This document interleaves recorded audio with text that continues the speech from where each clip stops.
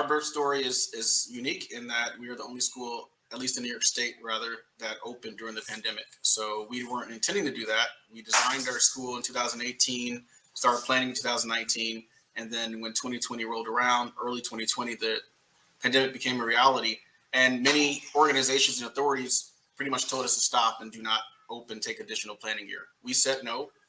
We said we already signed up 70 kids, 70 families. We said we're going to open a school. We're going to open a school.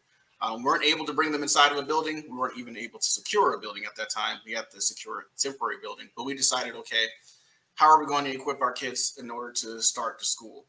Prior to that, during the fellowship, as I mentioned, and Linda knows this, my mother was terminally ill during the fellowship. My mother lost a battle to ALS, but during her terminal illness, I remember going to visit her, and I remember that they had converted my niece's bedroom into a hospital room. And I was impressed how the hospice care organization was able to come and convert a space in the house into everything that was required. And a nurse showed up during the week to provide that service.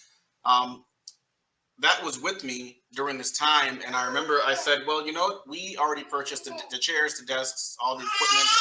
Let's just take all this equipment and take it to the kids. So we rented 2 U-Haul trucks, and we took all the chairs, all the desks, all of the laptops, Wi-Fi hotspots, all the material, and we delivered it to every child and said, we found this place in the house and said, this is going to be where you go to school. We gave them a privacy backdrop to put on the back of their chair, 2 uniform shirts, and everything they possibly need to get through the class. And then we purchased 2 vans, and we delivered all their breakfast and lunch every day. So class still started at 8:30 every morning. Every student were doing their tasks. We did all of our assessments. We had a modified schedule to reduce the screen time, but we ran school for the entire year remotely. We did our award ceremonies on their porches. I brought the mascot. We brought the cameras. So, and we still were able to give them, as much as possible, a really impactful academic year.